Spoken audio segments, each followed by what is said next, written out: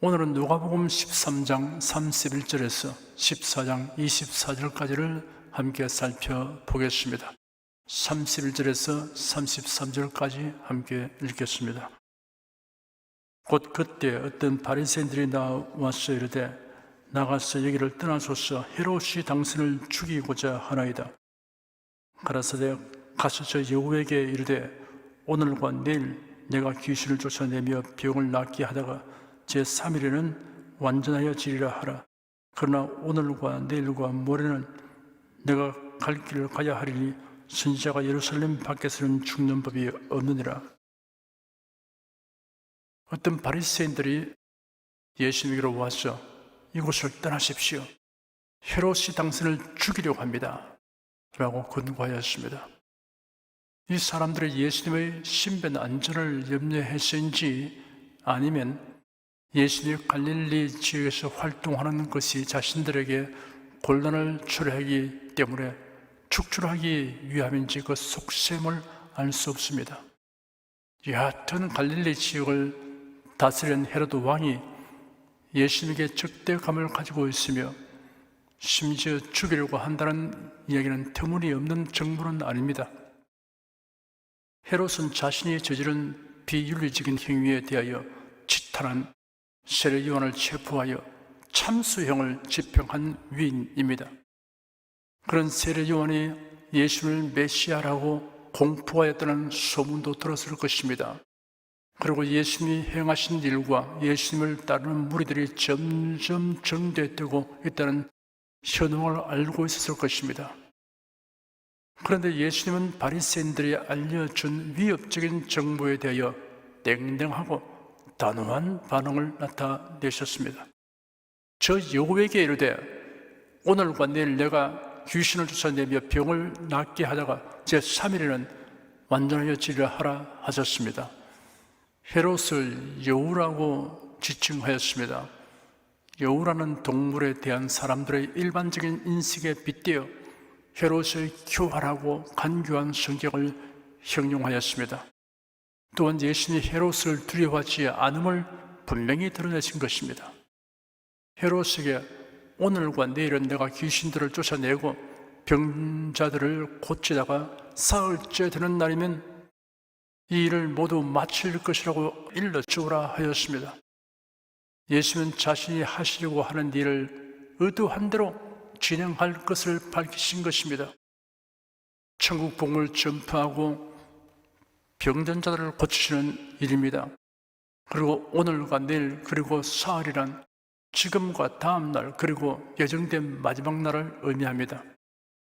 그러나 오늘과 내일과 모레는 내가 갈 길을 가야 하리니 선지자가 예루살렘 밖에서는 죽는 법이 없느니라 라고 말씀하셨습니다. 이스라엘 역사에서 박해를 받은 선지자들의 대다수가 예루살렘에서 죽임을 당하였습니다. 예수께서 자신이 예루살렘에서 죽임을 당할 것을 예고하신 것입니다. 34절, 35절 두 절을 함께 읽겠습니다. 예루살렘아, 예루살렘아, 선지자들을 죽이고 네게 파송된 자들을 돌로 치는 자여, 암탉이 제 새끼를 날개 아래 모음같이 내가 너희의 자녀를 모으려 하늘이 몇 번이야 그러나 너희가 원치 아니하이도다. 보라, 너희 집이 황폐하여 버림받으리라. 내가 너희에게 이르노니 너희가 주의 이름으로 오시는 이를 찬송하려다 할 때까지는 나를 보지 못하리라 하시니라. 예수님의 관심은 헤롯의 위협에 대한 것이 아니라 예루살렘이었습니다. 여기서 예루살렘은 도성과 그 주민을 의미하고 나아가서는 이스라엘 민족을 가리킵니다. 성자 하나님이 신 예수님은 예루살렘이 멸망을 면하도록 하기 위해 선지자들을 보내셨으나 탐욕과 교만으로 불순종하며 우상 숭배와 선지자를 죽이는 악행을 저질렀습니다. 마침내 예수님이 친히 세상에 오셔서 천국 복음을 말씀하시고 기사와 이적을 행하시면서 회개를 촉구했습니다. 이를 마치 암탉이 제 새끼를 날개 아래 모음 같음으로 형용하셨습니다. 이런 실화가 있습니다. 어떤 농부가 불탄 닭장으로 가보니 둥그런 젖더미가 보여서 발길로 툭 찼더니 거기서 병아리들이 삐약삐약 소리내며 나왔습니다. 그 젖더미는 어미닭이 불탄 것이었습니다. 불길이 닭장 울타리를 태우며 다가오니 어미닭이 새끼들을 불러 자기 날개 아래 모아서 불길이 지나가기까지 보호하고 자신은 불타 죽었던 것입니다. 병아리들은 어미닭이 부르니 달려가서 활짝 편 날개 안으로 피신하였지만 유대 종교 지도자들과 정치 지도자 그리고 백성들은 메시아이신 예수님의 구속의 은총 안으로 들어오지 않았습니다. 오히려 예수님을 배척하였습니다. 예수님은 이러한 실상에 대하여 이 백성들의 마음이 완악하여져서 그 귀는 듣기에 둔하고 눈은 감았으니 이는 눈으로 보고 귀로 듣고 마음으로 깨달아 돌이켜 내게 고침을 받을까 두려워함이라 하였느니라 라고 지적하신 적이 있습니다. 내가 너희의 자녀를 모으려 하늘이 몇 번이냐? 그러나 너희가 원치 아니하였도다. 심판대에서 너희가 원치 아니하였도다. 네가 원치 아니하였도다. 이 말씀을 듣게 되는 사람은 더 이상 긍휼을 기대할 수 없습니다. 아담이 범죄한 그날부터 하나님은 죄인을 구원하시려고 에덴 동산에 오셔서 아담을 부르셨습니다. 그리고 속죄의 길을 계시하셨습니다. 히브리서 1장에는 옛적의 선지자들을 통하여 여러 부분과 여러 모양으로 우리 조상들에게 말씀하신 하나님이 이 모든 날 마지막에는 아들을 통하여 우리에게 말씀하셨으리라고 기록되었습니다. 에덴에서부터 지금까지 여러 번 여러 가지 방법으로 구세주기로 나오라고 부르셨습니다. 그러나 듣기를 원치 않는 사람들이 많으니 안타깝게 한이 없습니다. 주님은 한 사람도 멸망치 않고 다 구원받을 수 있도록 조처해 놓았으나 원치 않는 자를 어찌할 도리가 없습니다. 암탉이 제 새끼를 날개 아래 모음같이 내가 너희의 자녀를 모으려 하늘이 몇 번이냐? 그러나 너희가 원치 아니하였도다. 사랑하는 여러분은 구원의 복음을 듣고 제가 원합니다, 진심으로 원합니다 라고 구세주로 달려 나왔습니다. 35절에 보라 너희 집이 황폐하여 버림받으리라. 내가 너희에게 이르노니 너희가 주의 이름으로 오신 이를 찬송하리로다 할 때까지는 나를 보지 못하리라 하시니라 하였습니다. 예루살렘은 황폐하게 될 것이라고 하였습니다.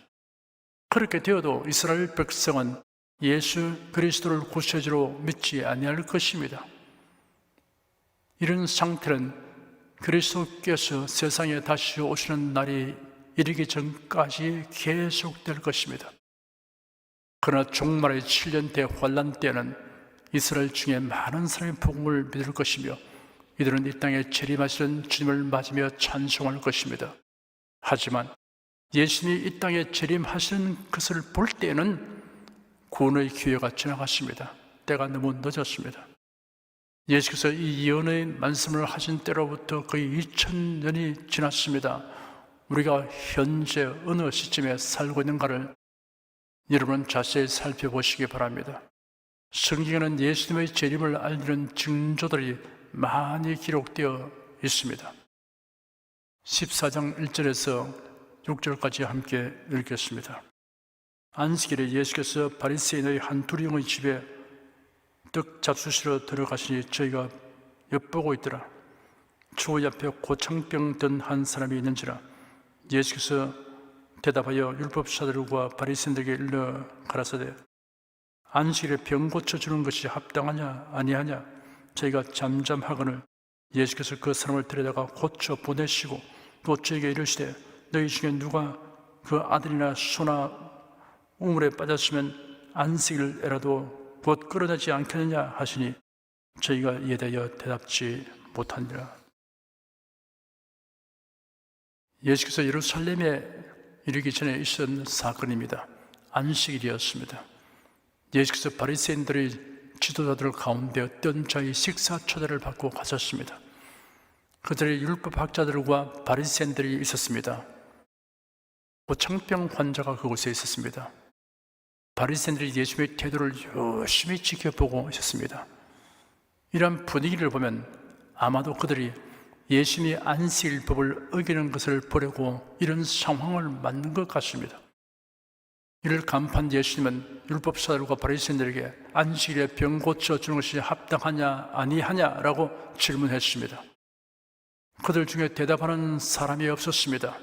모세의 율법에 안식일에 병 고치는 것을 금한 규정이 없습니다.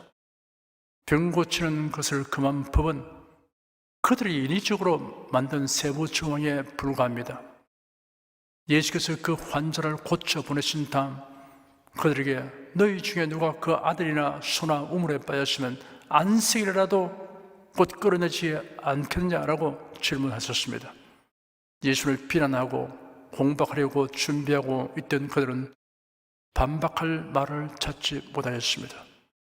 7절에서 11절까지 함께 읽겠습니다. 청함을 바른 사람들의 상자 택함을 보시고 저에게 비유로 말씀하여 가라사대 네가 누구에게나 혼인잔치에 청함을 받았을 때 상좌에 앉지 말라.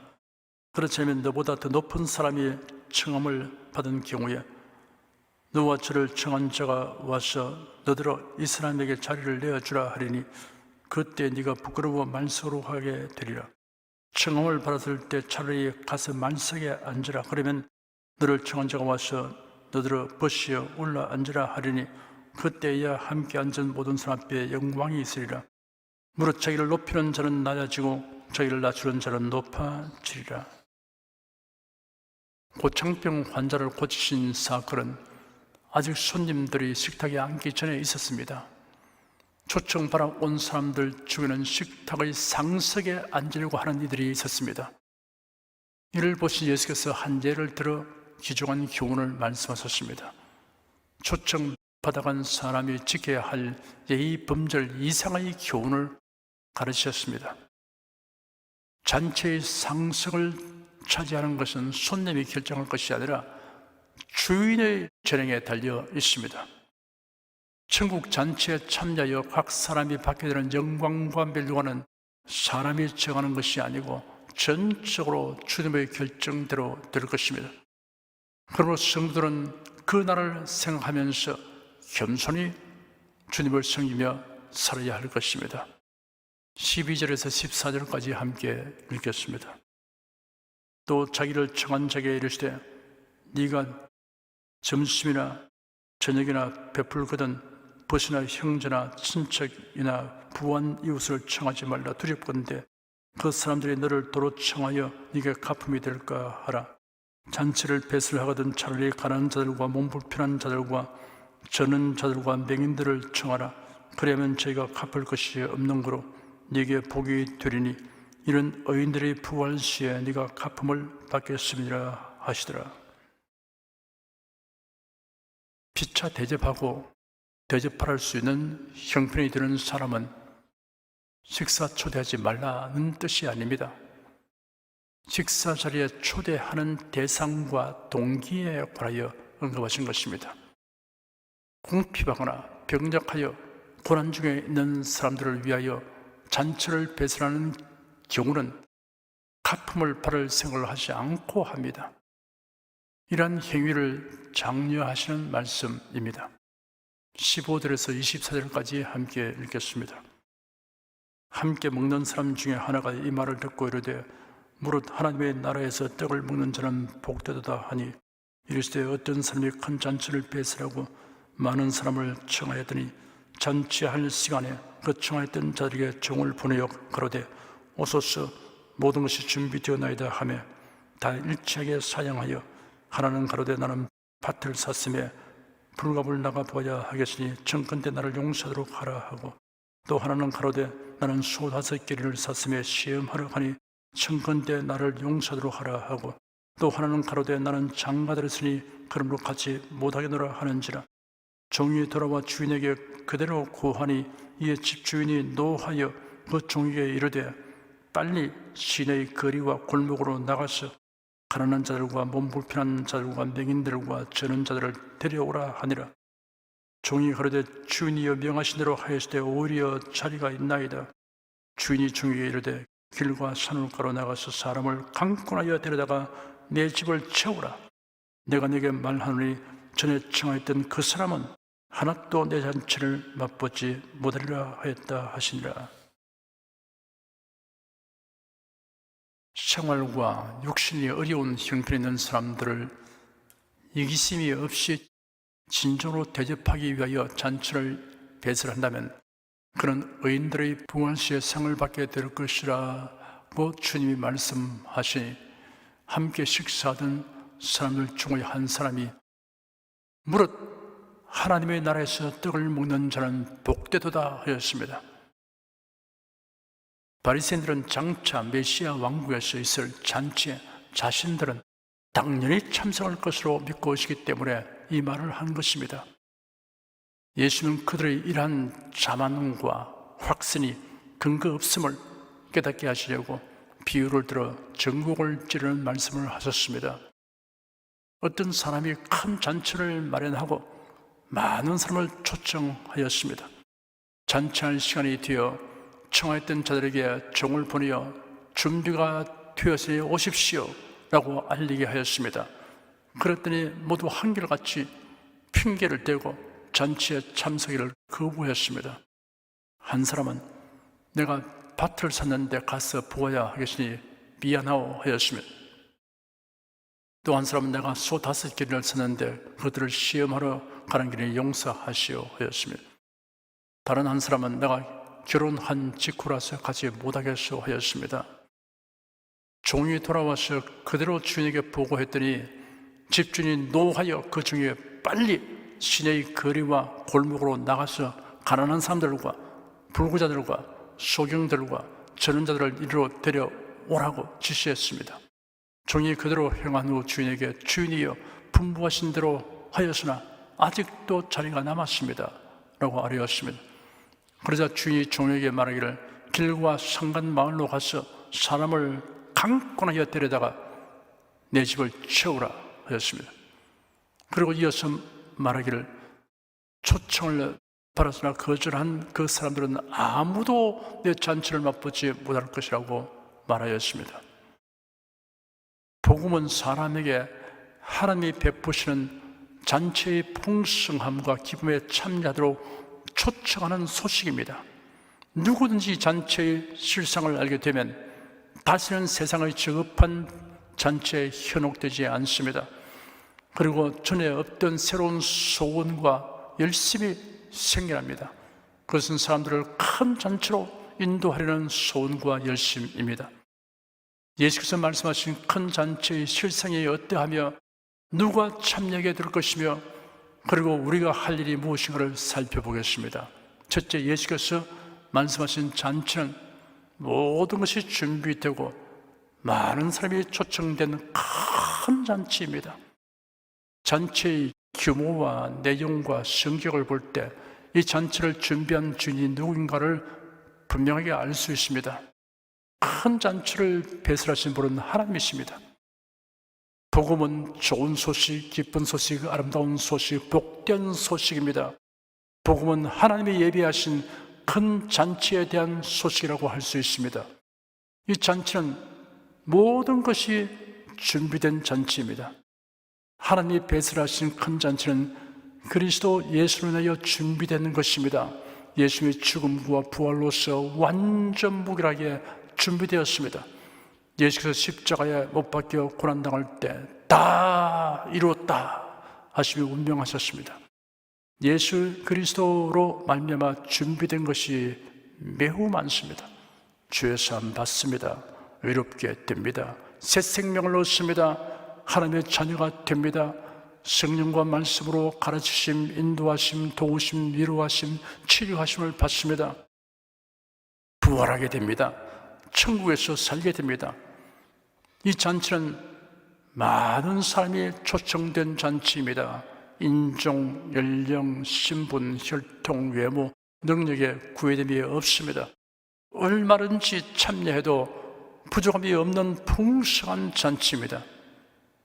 둘째, 예비된 큰 잔치에 초청 받았으나 이를 거절하는 미련하고 불쌍한 사람들이 있습니다. 나는 밭을 샀으므로 불갑을 나가 보아야 하겠으니 청컨대 나를 용서로 하라 라고 거절하는 사람이 있습니다. 하늘나라보다 이 세상에 더 관심을 가지는 사람의 전형적인 태도입니다. 영원한 것보다 일시적인 것을 더 좋아하고 눈에 보이지 않는 것보다 보이는 것을 더 사랑하는 사람입니다. 골로새서 3장에는 그러므로 너희가 그리스도와 함께 다시 살리심을 바랐으면 위의 것을 찾으라. 그는 그리스도께서 하나님 우편에 앉아 계시느니라. 위의 것을 생각하고 땅의 것을 생각지 말라. 이는 너희가 죽었고 너희 생명이 그리스도와 함께 하나님 안에 감추었음이라 하였습니다. 세상 것에 대한 욕심을 절제하기란 쉽지 않습니다. 심해 잠수 특수훈련 경력자인 친구 목사가 들려준 스쿠버 다이브 이야기입니다. 산소통을 메고 잠수하면 물속에서는 수압에 의해 폐가 위축되므로 물속 10m에 들어가면 마치 100m를 15초 속력으로 뛰어가는 것 같이 숨가쁜 상태가 된다고 합니다. 그러므로 깊은 곳에 들어갈수록 산소 소모량이 많아져서 산소통의 사용 시간이 짧아져 20m는 30분, 30m는 20분, 50m는 5분을 사용할 수 있는데 계기에 빨간불이 켜지면 5분 정도 사용할 수 있는 용량이 남았다는 표시라고 합니다. 전복을 따는 경우 해녀들은 내려갈 수 없는 깊이까지 가면 전복이 자갈처럼 늘려 있어서 망태에 집어넣기만 하면 된다고 하였습니다. 그러다 보니 조금만 더 잡으려고 하는 유혹이 발동하는데 이를 뿌리지 못하면 그만 산소 부족 상태가 되어 물 위로 오르지 못하고 죽는 불상사가 발생한다고 하였습니다. 신자는 세상에 집착하다 보면 처음 믿음, 처음 사랑이 식어버리는 불상사가 발생할 수 있습니다. 나는 소 5개를 샀으므로 시험하러 가니 청컨대 나를 용서하도록 하라 라고 말하며 잔치에 참석할 수 없다고 거절하는 사람이 있습니다. 할 일이 너무 많고 바빠서 도저히 교회 다닐 시간이 없습니다. 부양 가족이 너무 많습니다. 사업이 부진하여 다른 일에 마음을 쓸 여유가 없습니다 라고 말합니다. 사실 시간을 내는 것은 마음의 문제일 뿐입니다. 하루 동안에도 많은 사람이 세상을 떠나고 있습니다. 공동묘지에는 세상 일에 분주하여 신앙생활을 할 수 없다고 하던 사람들도 그곳에 있습니다. 야고보 사도는 기록하기를 들으라 너희 중에 말하기를 오늘이나 내일이나 우리가 아무 도시에 가서 거기서 1년을 유하며 장사하여 일을 벌이라 하는 자들아 내일 일을 너희가 알지 못하는도다. 너희 생명이 무엇이뇨 너희는 잠깐 보이다가 없어지는 안개니라. 너희가 도리어 말하기를 주의 뜻이면 우리가 살기도 하고 이것저것을 하리라 할 것이거늘 하였습니다. 나는 장가들을 쓰니 그러므로 같이 못하겠더라 라고 거절하는 사람이 있습니다. 누구 때문에 나는 명분을 내세웁니다. 가정의 평화와 화목을 위해서라는 핑계를 댑니다. 이 세상에 열거된 세 종류의 핑계는 모두 이치에 맞지 않습니다. 땅을 먼저 사고 나서 그 후에 그 땅이 어떠한지 보러 가는 사람은 없습니다.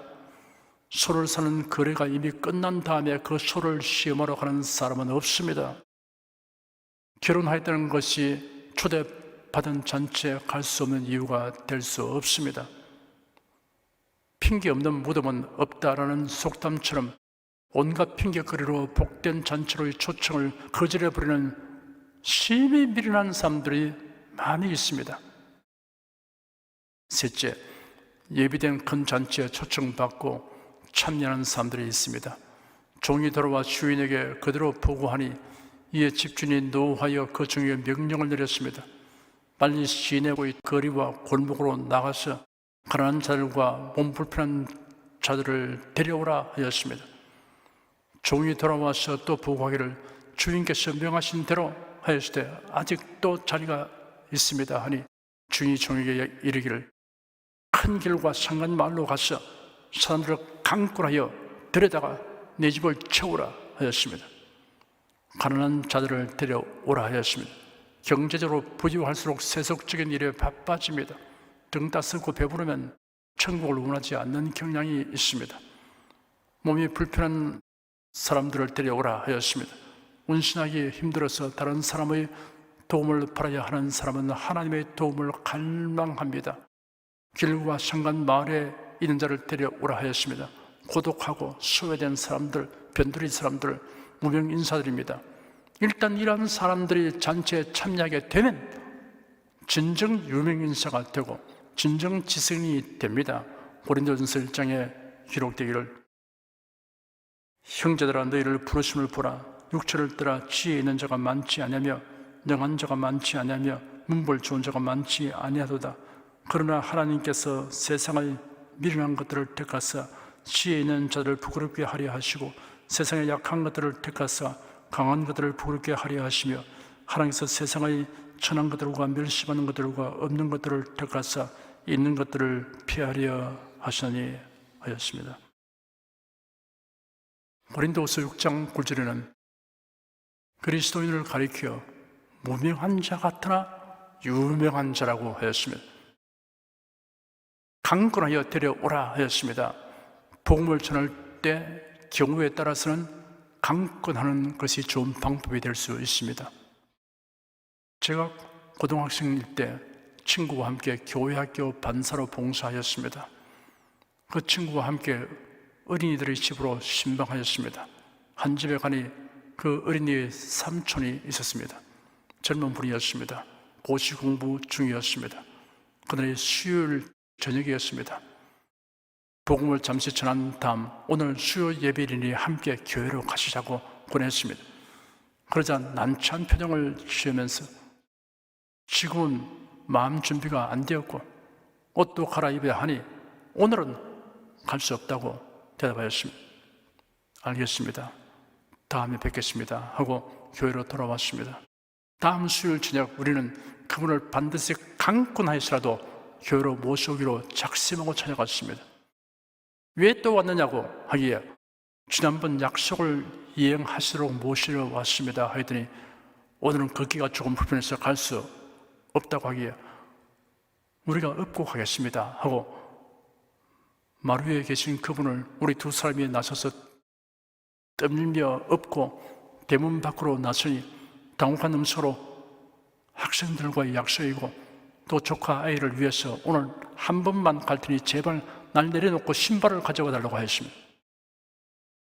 그런데 그분이 그날 예배에서 말씀과 성령의 능력을 체험하게 되어 참 신자가 되었고 몇 해를 지나 집사가 되었습니다. 그로부터 많은 세월이 지났습니다.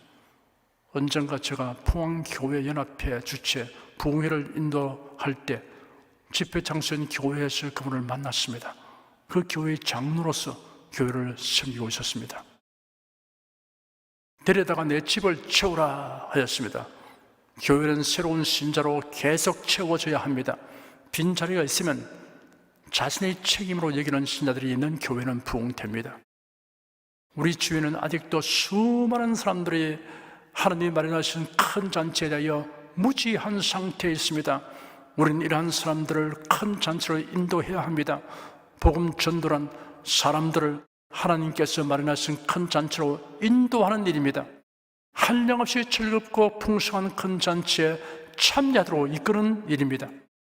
사랑하는 여러분은 예비된 큰 잔치의 즐거움과 풍요를 누릴 뿐 아니라 많은 사람들을 이 큰 잔치에 참여하도록 인도하는 일에 힘쓰시기를 축원합니다.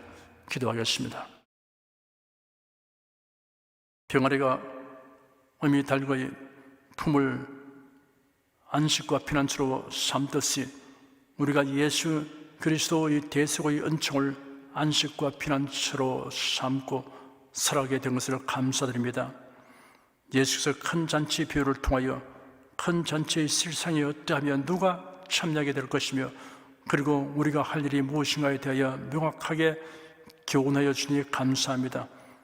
이를 누리고 전하는 일에 진력하겠습니다. 주 예수 그리스도 이름으로 기도드립니다. 아멘.